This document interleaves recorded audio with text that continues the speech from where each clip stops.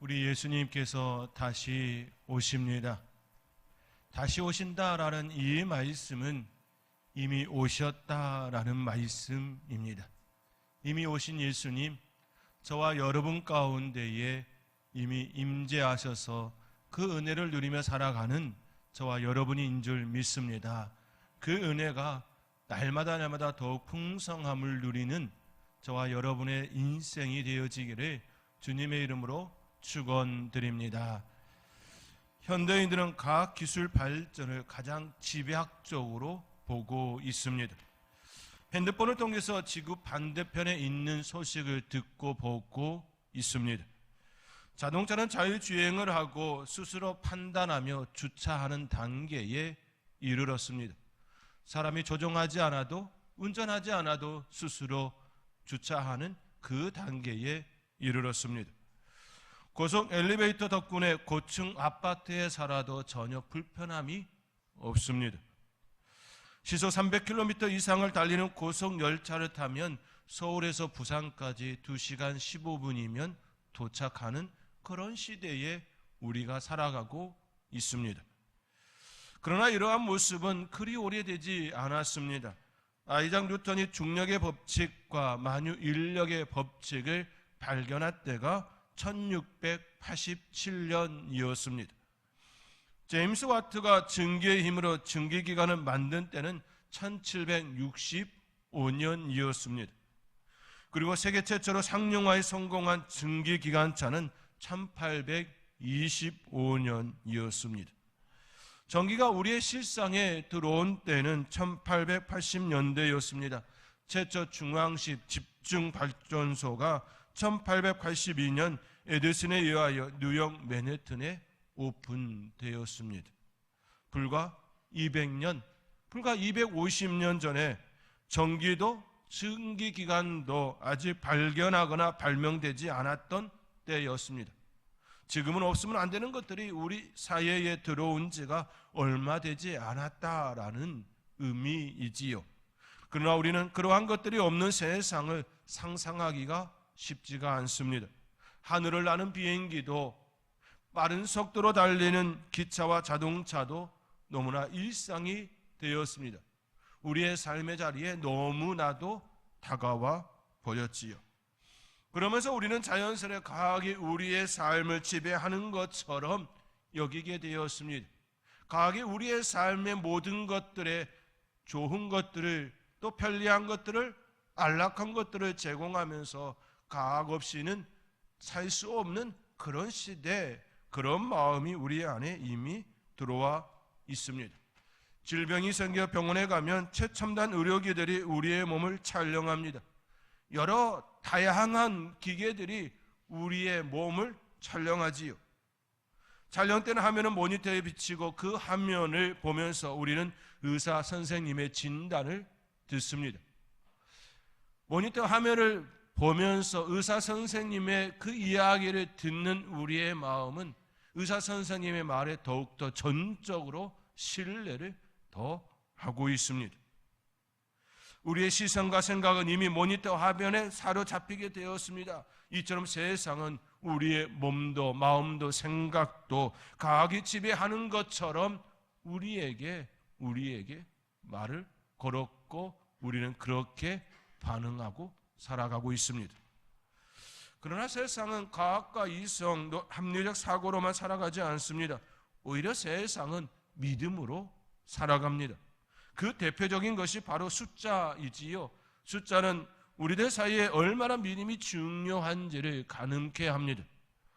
오늘날 전 세계에서 공통으로 사용하는 숫자는 아라비아 숫자입니다.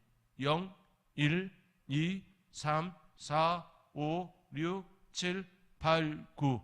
이것이 아라비아 숫자이지요. 전 세계가 통용하는 그 숫자입니다.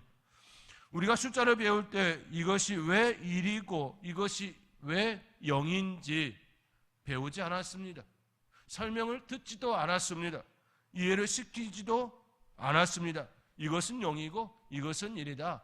0, 1, 2, 3, 4, 5, 6, 7, 8, 9, 10, 11, 12, 13 그렇게 100까지 외우게 하고 1000까지 외우게 하는 그 일들을 행하였습니다. 마치 자녀들이 부모를 받아들이듯이 접근하였습니다. 부모들이 자녀들에게 왜 내가 너의 아버지인지 어머니인지 할아버지인지 할머니인지 설명하지 않았습니다. 아이들이 알아듣던 뭘 알아듣던 상관없이 아이고 까꿍 이렇게 접근하고 있었습니다. 자녀를 바라보면서 아직 말귀가 듣든지 아니 듣든지 상관없이 할아버지건 할머니건 아버지건 어머니건 그 아이 앞에서 까꿍까꿍 하면서 자신의 모습을 이야기하였습니다. 내가 너의 아버지야, 너의 어머니야, 너의 할아버지야, 할머니야, 이렇게 접근하였습니다. 내가 너의 아버지다라고 말하고 또 말하였을 뿐이지요. 설명이 아니었습니다. 또 설명할 일도 아니었습니다. 왜냐하면 아직 귀가 제대로 트이지 않았을 때부터 그렇게 접근했습니다.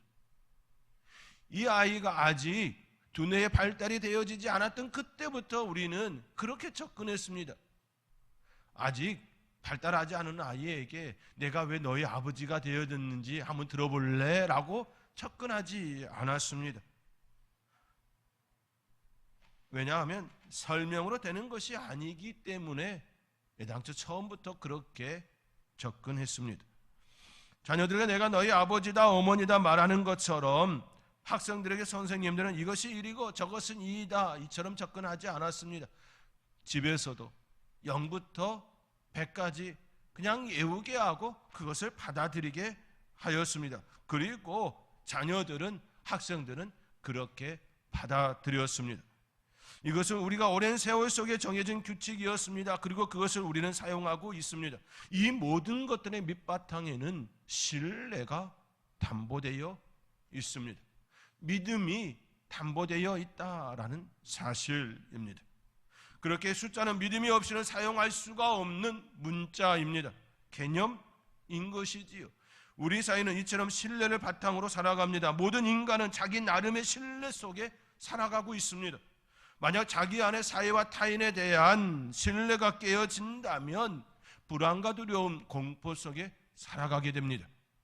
단적인 예로 타인을 신뢰하지 못하고 누군가가 나를 해칠까 봐라고 하는 두려움이 내 안에 자리하게 되어지면 불안합니다. 두렵습니다. 공포가 그 안에 자리하게 되어집니다. 이러한 생각에 사로잡히면 그 사람은 결코 평안할 수가 없습니다. 신뢰가 없으면 내적 평안이 일어나지가 않습니다. 신뢰, 우리의 삶의 기초입니다. 우리의 삶의 기본입니다. 그러나 우리는 이 중요한 사실을 우리의 마음속에 늘 담고 살아가지가 않습니다. 마치 공기와 같지요. 공기의 중요성을 알지만 우리는 인식하지 못하고 살아갑니다. 고산지대에 올라갔을 때나 특별한 경우에만 느끼기 때문인 것이지요. 우리의 삶의 자리에 공기가 매우 중요하다. 그리하여 여러분 날마다 공기야 고마워, 공기야 고마워, 감사해 라고 생각하고 계십니까? 아니지요. 공기를 마시고 있음에도 불구하고 공기에 대하여 전혀 무감각하게 살아갑니다. 신뢰가, 믿음이 바로 이와 같습니다. 우리 사회에는 믿음이 우리 사회의 기초이고 기본이고 그것이 토대되어질 때에 우리는 평안한 삶, 우리의 삶을 유지할 수가 있습니다. 오늘 본문에 등장하는 인물은 마리아와 요셉입니다. 그러나 이 두 사람 사이에 신뢰가 어긋나는 일이 일어났습니다. 마리아의 몸에 일어난 사건 때문입니다. 이 사건에 대해 마리아는 자신의 몸에 일어난 현상에 결코 의심할 수가 없습니다. 결코 부정할 수가 없습니다. 결코 자신의 몸에 일어난 그 일에 대하여 그 어느 누구보다 더 신뢰 가운데 있습니다. 자기 몸에 일어난 일이기 때문이지요. 그 일로 인하여 하나님과의 관계도 절대로 깨어질 수가 없습니다. 오히려 하나님에 대한 신뢰가 더욱 굳건해질 수밖에 없습니다.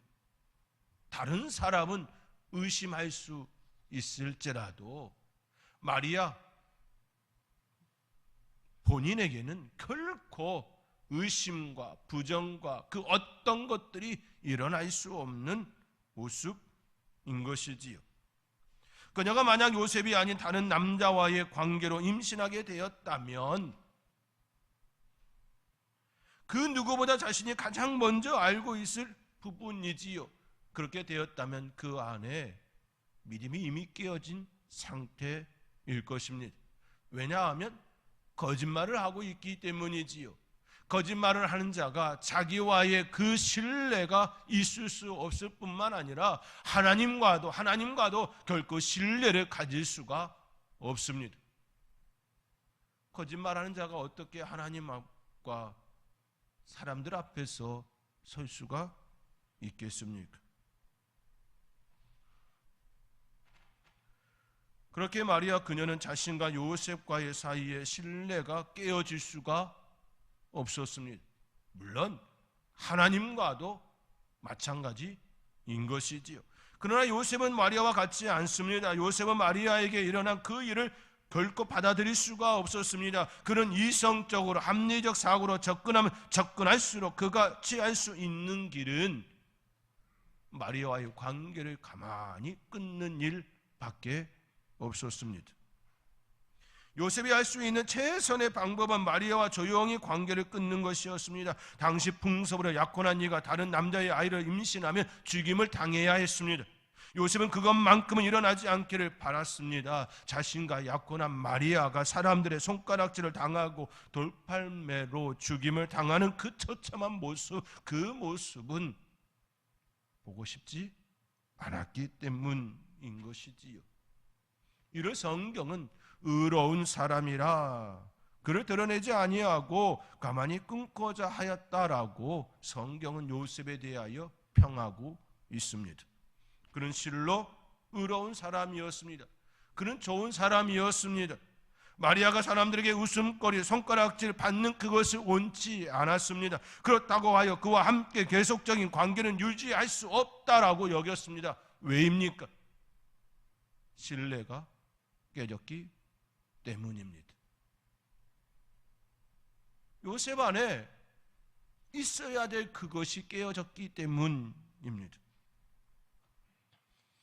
의로운 사람이라 할지라도 마리아를 믿는 건 아니었습니다. 우리는 이것을 통해 매우 중요한 사실을 깨닫습니다. 인품이 아무리 좋다 할지라도, 좋은 마음씨를 가졌다 할지라도, 성숙한 모습을 가지고 있다 할지라도 그것으로는 하나님의 세계를, 하나님의 뜻을 결코 받아들일 수가 없다라는 사실입니다. 요셉은 분명 의로운 사람이었습니다. 좋은 사람이었습니다. 약혼자를 아끼는 그러한 사람이었습니다. 사람의 목숨을 가벼이 여기지 않는, 생명을 중시하는 사람이었습니다. 그러나 그것으로는 하나님의 역사를 이해하고 받아들이는 데는 역부족이었습니다. 그에게 진정으로 필요한 것은 믿음이었습니다. 믿음은 바라는 것들의 실상에 보이지 않는 것들의 증거다 말하지요. 그러나 요셉에게는 이 믿음이 없었습니다.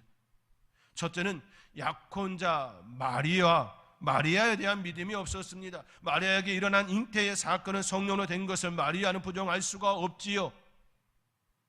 그리고 그 일에 대하여 요셉에게 분명히 이야기했을 것입니다. 자기 몸에 일어난 그 일에 대하여 요셉에게 이야기하지 않을 수 없는 것이지요. 이야기하였을 것이지요. 그러나 그 말은 믿을 수가 없었습니다. 왜냐하면 지금까지 그러한 예가 있지 않았기 때문입니다. 상상할 수 없는 일이 그 안에 일어났기 때문인 것이지요. 둘째는 이적과 기적에 대한 믿음이 없었습니다. 성경이 요셉에 대해 자세하게 다룬 바가 없습니다. 그렇게 그에 대해 여러 말을 할 수는 없습니다. 다만 오늘 본문 말씀과 성경에 비추어 볼 때에 우리가 여러 가지를 생각해 볼 수 있는 측면이 있습니다.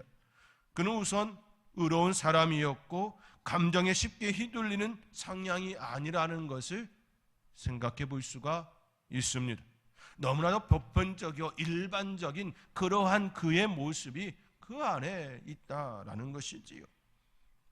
또한 마태복음 13장 55절 말씀에 이는 그 목수의 아들이 아니냐? 그 어머니는 마리아, 그 형제들은 야고보, 요셉, 시몬, 유다라 하지 않느냐라고 말씀에 기록되어 있습니다. 이 말씀을 통하여 알 수 있듯이 요셉의 직업은 목수였습니다. 요즘 말로 바꾸면 공대 출신이라는 것입니다. 공대 출신. 공대 출신이라는 이 말 속에 많은 의미가 함축되어 있지요. 눈에 보이는 것만을 믿는다. 수치화할 수 있는 것만을 믿는다.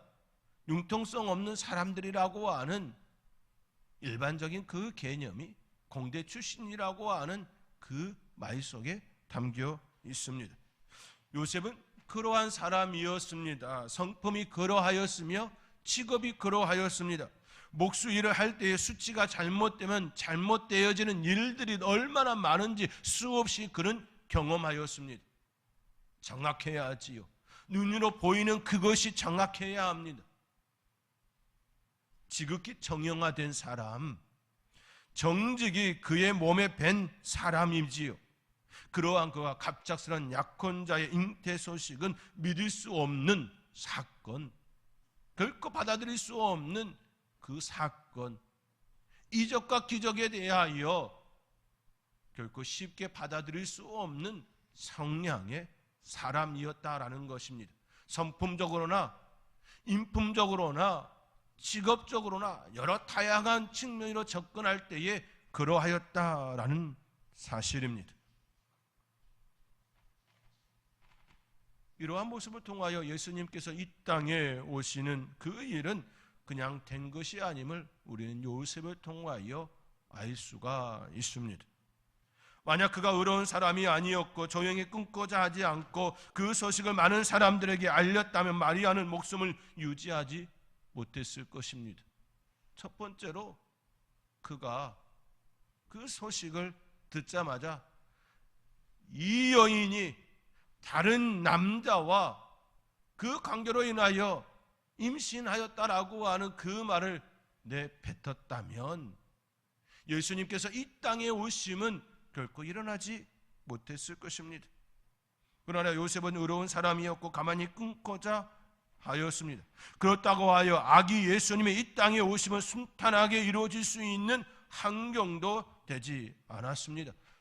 요셉의 변화가 없이는 결코 주님 오실 길이 준비될 수가 없었던 것이지요. 이를 아시는 하나님께서는 그에게 주의 사자를 보내셔서 현몽하게 하시고 마리아에게 일어난 일을 깨닫게 하여 주셨습니다. 오늘 본문 20절의 말씀입니다. 오늘 본문 20절의 말씀 우리 함께 읽겠습니다. 이 일을 생각할 때에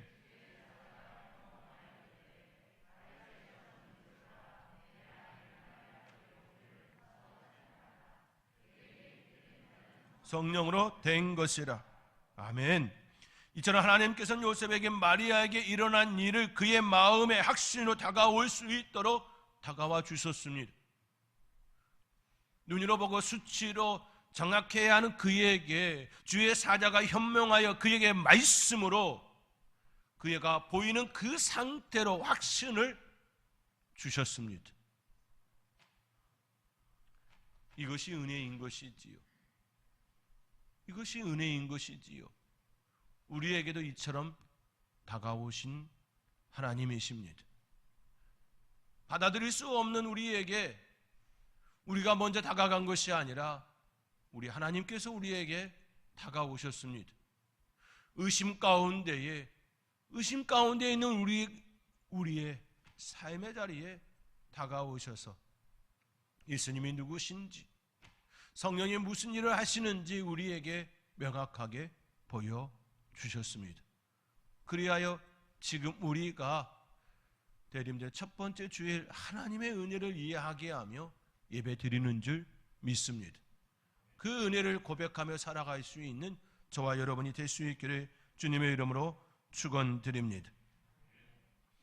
이처럼 하나님께서는 요셉에게 마리아에게 일어난 일을 그의 마음의 확신으로 신뢰로 다가갈 수 있도록 역사하셨습니다. 이것이 바로 우리의 마음에 담아야 할 모습이지요. 이 땅에 오신 예수님을 맞이하는 일은 이성적인 사고로 인격적인 모습으로 정직한 행함으로 되는 것이 아니라는 사실입니다. 오직 믿음으로 믿음으로 되는 일입니다.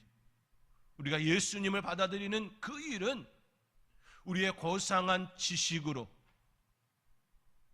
우리의 탁월한 인품과 성품으로, 우리의 삶에 탁월한 그 어떤 것으로 되어지는 것이 아니라 오직 믿음입니다. 오직 믿음으로만 그 세계를 볼 수 있고 그 세계 속에 살아갈 수가 있습니다. 히브리서 기자는 믿음이 없이는 하나님을 기쁘시게 하지 못한다 하셨습니다. 에녹은 믿음으로 죽음을 보지 않고 옮겨졌다 말하고, 노아는 아직 보이지 않는 일에 경고하심을 받아 경외함으로 방주를 준비하였다라고 기록하고 있습니다. 믿음이 없이는 결코 하나님을 맞이할 수가 없습니다. 세상은 믿음으로 된다고 말하지 않지요. 세상은 믿음보다 이성과 과학, 합리적 사고가 우선이라고 말합니다. 그러나 그 안을 들여다보면 결코 그렇지가 않습니다. 앞서 말씀드린 것처럼 세상도 믿음을 기반하고 있습니다. 다만 성경이 말하는 믿음이 아니라 그들의 세계, 그들이 추구하는 세계를 향한 믿음이지요. 마치 이는 수학의 세계와 같습니다. 수학은 수학이라는 세계에서 통용되어지는 믿음입니다.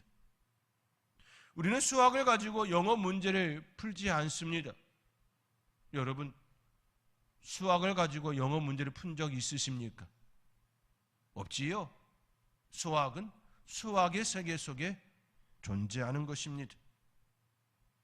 영어는 영어로 푸는 것이지요. 영어 문제를 물리학으로 풀어내지가 않습니다. 그 세계에 통용되어지는 체계와 믿음이라는 것입니다. 이러한 모습은 불교인들에게도 동일합니다. 불교인들은 극락세계를 믿습니다. 뿐만 아니라 유네스도 믿지요. 그들이 이 땅의 삶에서 그 세계를 가질 수 있다라고 이야기합니다. 선을 행하고 악을 미워하며 도를 깨우치려 합니다. 불교도인들은 그 세상을 믿습니다. 뿐만 아니라 무신론자들도 하나님이 없다라고 믿고 살아갑니다. 이처럼 세상도 그 속을 들여다보면 믿음을 이야기하며 믿음 위에 서 있습니다. 다만 그 믿음이 추구하는 바가 다르다는 데 있는 것이지요. 그 믿음은 성경이 말하는 믿음이 아닙니다. 우리 하나님께서 말씀하시는 그 세계를 얻을 수 있는 그 믿음이 아닙니다. 자기들의 세계, 그 세계가 추구하는 것들을 얻고자 또는 유지하기 위하여 필요한 것들이지요. 엄밀히 말하면 그 세계를 유지하기 위한 약속입니다. 그러나 성경은 분명하게 말씀합니다. 성경이 말하는 믿음은 예수님을 하나님의 아들로 믿는 그 믿음을 일컫습니다. 그 아들이 인류를 위하여 이 땅에 오셨음을 고백하는 십자가의 사건이 나를 위하여 오신 사건이라고 받아들이는 그 영접의 믿음입니다. 요셉 그는 주의 사자들의 현몽을 통해 그 세계를 보게 되었습니다. 그는 분명 의로운 사람이었습니다. 가만히 마리아를 놓아주고자 하였습니다. 그러나 그것으로는 구원의 사건을 맞이할 수 없었습니다. 오직 구원은 믿음, 우리 하나님께서 주시는 그 믿음만이 구원의 반열에 서게 되는 것입니다. 대림절을 맞이하여 이 땅에 오신 그 예수님을 온전히 바라보며 하나님께서 주시는 그 믿음 가운데에 참된 소망으로 나아가는 저와 여러분이 될 수 있기를 주님의 이름으로 권면드립니다. 초등학교 교과서에 실린 로봇다리 수영선수 김세진 군의 이야기를 잠시 들려드리며 오늘의 말씀을 마치고자 합니다. 세진 군은 신체의 일부가 자라지 않는 선천성 무형성 장애를 가지고 태어났습니다. 그래서 오른쪽 무릎 아래와 왼쪽 발목 아래가 없고 오른쪽 손가락 3개가 없습니다. 2 다리와 한 손이 없는 셈이지요. 세진 군은 생후 5개월 만에 친엄마로부터 버림받고 보육원으로 보내졌습니다. 그런데 보육원에서 자원봉사를 하시던 양정숙 집사님이 6개월 된 세진군을 만나게 되었고 그 다음에 입양을 하게 되었습니다. 양정숙 집사님은 세진군을 평생 휠체어를 타는 위약한 아이가 아니라 의적을 끼고 걷는 강한 사람으로 만들 마음을 품었습니다. 그래서 세진군이 4살이 되었을 때 6개월 동안 집에 매트를 깔아놓고 의적을 끼고 걷는 연습, 넘어지는 연습, 넘어지고 다시 일어나는 연습을 계속 반복했습니다. 아침부터 밤까지 그 일을 그 아이에게 시켰습니다. 또한 재활 훈련을 위해 어릴 때부터 수영을 가르쳤습니다. 그 아이가 유약한 인생이 아닌 하나님께서 그 인생을 이끌어가는 어엿한 멋진 청년이 되어지기를 그 믿음으로 하나님께서 그와 함께 하심을 바라보며 그 일을 감당하였습니다.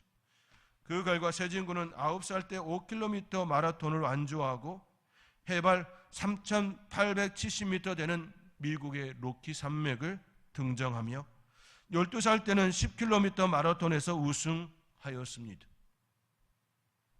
이것만 이야기 들으면 영웅을 이야기하는 것처럼 들릴 겁니다.